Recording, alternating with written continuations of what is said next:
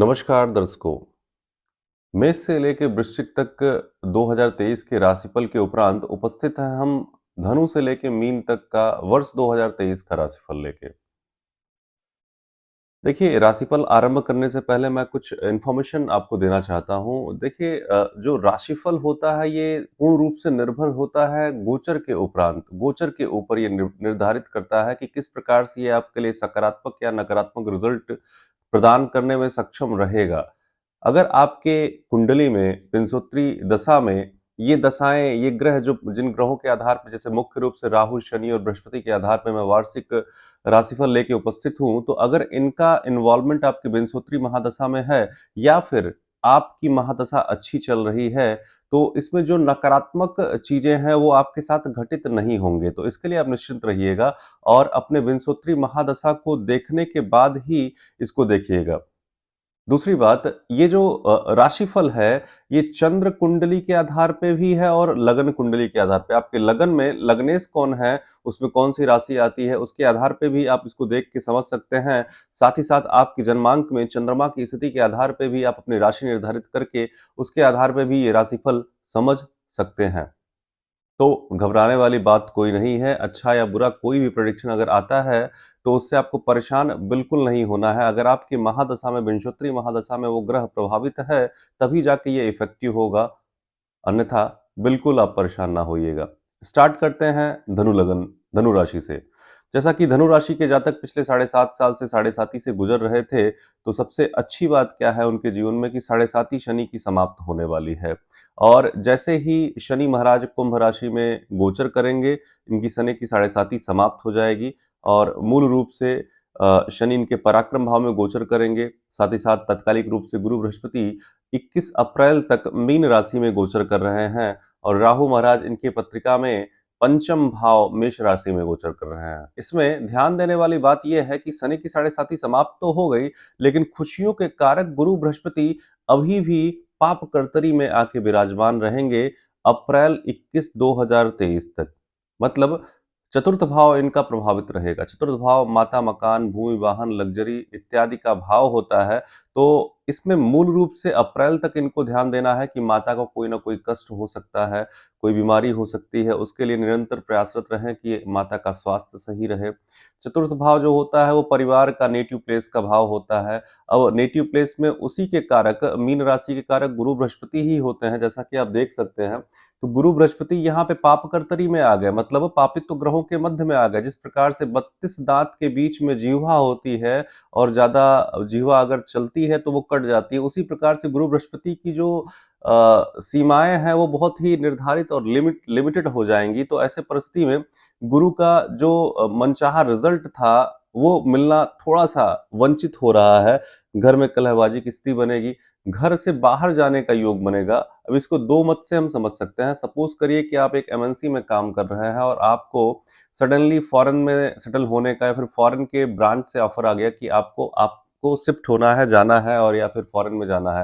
तो ऐसे ही चांसेस बन सकते हैं कि घर गृह त्याग का मतलब विदेश में जाने का योग बना हुआ है, घर से दूर जाने का योग बना हुआ है गुरु बृहस्पति के पाप कर्तरी की स्थिति में रहने के वजह से। इसके अन्य चीजों के पहलुओं में अगर हम बात करें तो गुरु बृहस्पति यहाँ से जो दृष्टि डाल रहे हैं आपकी कुंडली के कर्म भाव पे, तो कार्यक्षेत्र पे दृष्टि जाएगी तो कार्यक्षेत्र के लिए बेहद अच्छा परिणाम बृहस्पति देंगे आपको। इसके साथ-साथ जब बृहस्पति 21 अप्रैल 2023 को मेष राशि में राहु के साथ गोचर करेंगे, तो गुरु चांडाल योग तो अवश्य बनेगा, लेकिन गुरु बृहस्पति की जो पंचम दृष्टि होगी वो आपके भाग्य भाव पे पड़ेगी। भाग्य भाव पे जो दृष्टि पड़ेगी, तो आपका भाग्य प्रबल तरीके से कार्य करेगा।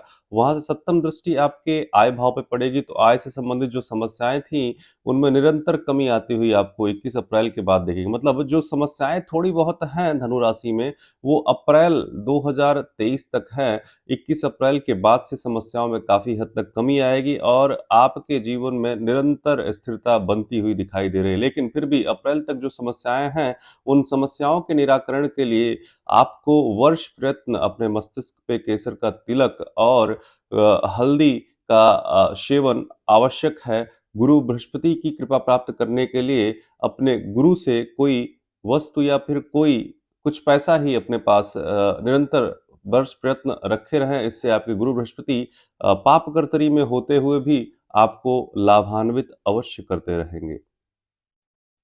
चर्चा को आगे बढ़ाते हैं, आते हैं मकर राशि पे। तो मकर राशि पे जिस प्रकार से शनि की ढैया का अंतिम चरण आरंभ होने वाला है, ढैया समाप्त होके जैसे ही कुंभ राशि में शनि का गोचर 17 जनवरी को होगा, तो इनकी ढैया समाप्त हो जाएगी और शनि के साढ़े साती के अंतिम चरण में प्रवेश करेंगे। तो शनि महाराज धन भाव के कारक होके धन भाव में गोचर करना स्टार्ट करेंगे। धन के लिए श्रेष्ठ समय रहेगा, धन आगमन के योग अच्छे बनेंगे और बृहस्पति की तृतीय भाव पे जो गोचर है, तृतीय भाव में, तृतीय भाव जो होता है पराक्रम का, तो जो कुछ भी मिलेगा वो पराक्रम से ही मिलेगा, लेकिन पहले की अपेक्षा जो चीजें आपको मिल नहीं पाती थी वो आपको मिलना आरंभ हो जाएंगी। पराक्रम के बाद आपको लाभ मिलना स्टार्ट होगा। संघर्षों के बाद जीवन में अच्छा परिवर्तन देखने को मिलेगा। आपके मुख्य रूप से आपको वाणी पे कंट्रोल करना चाहिए, क्योंकि द्वितीय भाव जो होता है वो वाणी का भाव होता है। वाणी के भाव में शनि महाराज का गोचर और वहां से तीसरी दृष्टि आपके चतुर्थ भाव पे पड़ रही है। चतुर्थ भाव माता, मकान, भूमि, वाहन, मतलब वाणी के को अगर संयमित नहीं रखेंगे तो घर में कलह होना संभव दिख रहा है। फिर मैं वही बात दोहराऊंगा कि चतुर्थ भाव यहाँ पे प्रभावित हो रहा है, तो गृह से दूर जाने का योग बन रहा है। मतलब अगर आपका विदेश जाने का योग, विदेश जाने की इच्छा है, तो यह पीरियड आपके लिए काफी श्रेष्ठतम रहेगा। जब गुरु बृहस्पति आपके कुंडली के चतुर्थ भाव में गोचर करेंगे तो आप प्रयास करेंगे तो आपको सफलता अवश्य मिलेगी।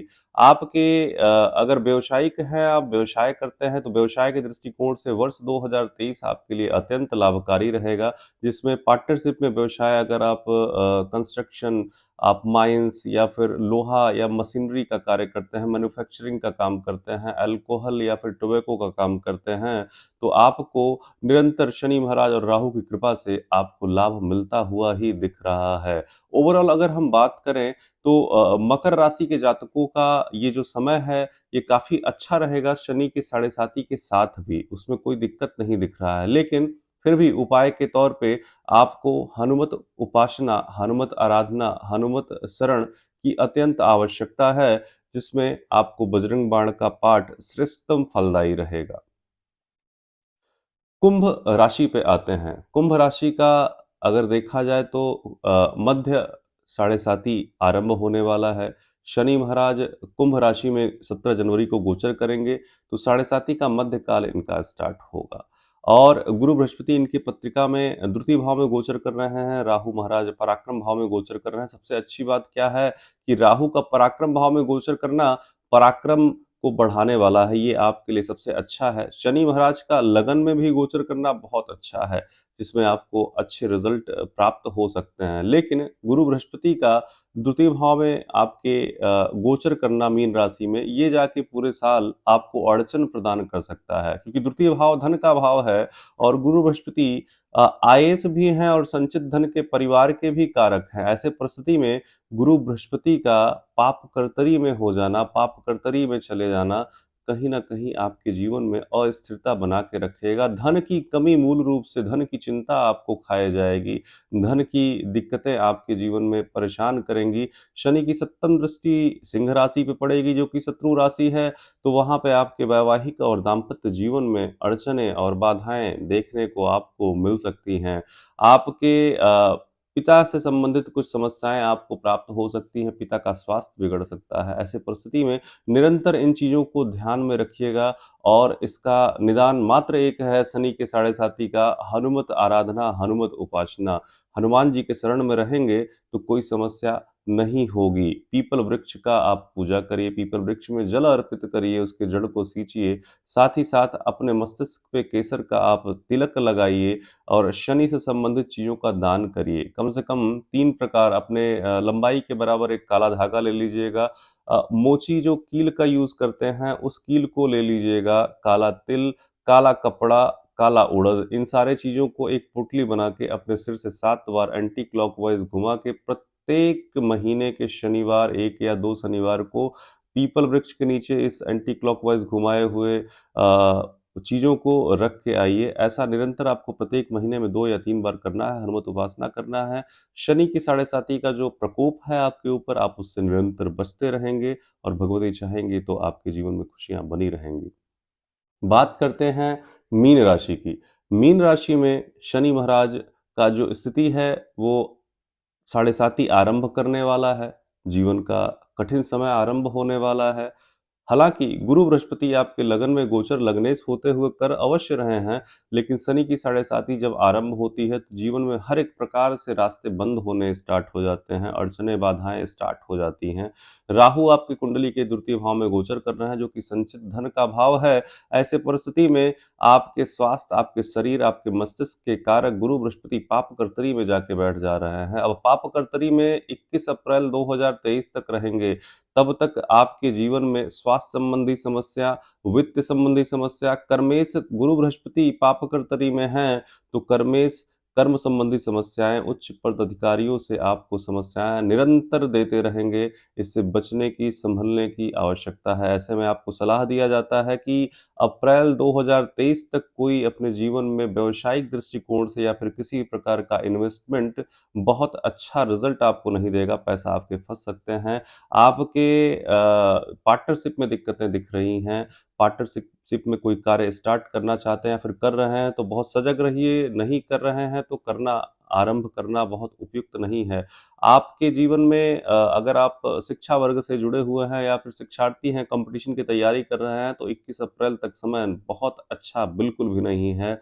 आपको इंतज़ार करना चाहिए। 21 अप्रैल के बाद से राहु महाराज के साथ जब गुरु बृहस्पति का गोचर होगा, तो थोड़ा-सा समय आपके लिए निरंतर आगे अच्छा होता हुआ अवश्य दिख रहा है। तो जो भी आपके अच्छे कार्य हैं, उनको 21 अप्रैल के बाद टाल दीजिए, तो ज़्यादा अच्छा आपके लिए होगा। साथ ही साथ हनुमान जी की उपासना और गुरु बृहस्पति आपके लग्नेश हैं। Here the natal lord Jupiter is just like the immune system of your chart. So if you're going to energize your Jupiter, so you will perform really well and you can eliminate all kind of the obstacles. Right.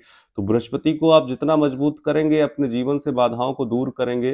Brihaspati को मजबूत करने के लिए अपने बड़े बुजुर्ग जो लोग हैं, उनसे आशीर्वाद लीजिए, अपने गुरुजनों से सम्मान करिए और गुरु से संबंधित, गुरु से कुछ चीज़, कुछ पदार्थ लेके आइए, अपने पास निरंतर रखिए आशीर्वाद के तौर पे। और हनुमान जी की उपासना, सुंदरकांड का पाठ अत्यंत श्रेष्ठकारी रहेगा। हफ्ते में कम से कम 1 बार सुंदरकांड का पाठ करना और संकल्पित होके 7 बार हनुमान चालीसा का पाठ करना आपको इस शनि की साढ़े साती के दुखदाई स्थिति से बचाती रहेगी। तीनों चारों जो राशियों की हमने बात की, धनु से लेके मीन तक, इसमें सबसे कठिन परिस्थिति अगर रहेगी वर्ष 2023 में, तो मीन की रहेगी। तो अगर हम परमात्मा के अधीन सब कुछ है, अगर परमात्मा के अधीन हम अपने आप को रखते हैं, तो कोई भी समस्या हो, परमात्मा उसका निराकरण अवश्य करते हैं। तो आपको परमात्मा के शरण में अवश्य ही रहना है। इसके अलावा अगर हम बात करें, तो हमारा जो दैनिक राशिफल है, उसको भी हम प्रस्तुत करेंगे।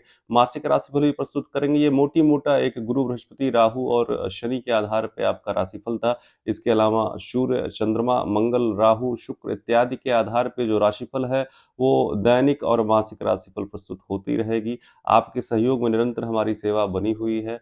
आप हमारा थोड़ा-सा बस ये कृपा करिए कि हमारे चैनल को लाइक करिए, शेयर करिए, बने रहिए। अगर आप नए हैं तो सब्सक्राइब ज़रूर कर लीजिएगा। धन्यवाद, प्रणाम, नमस्कार।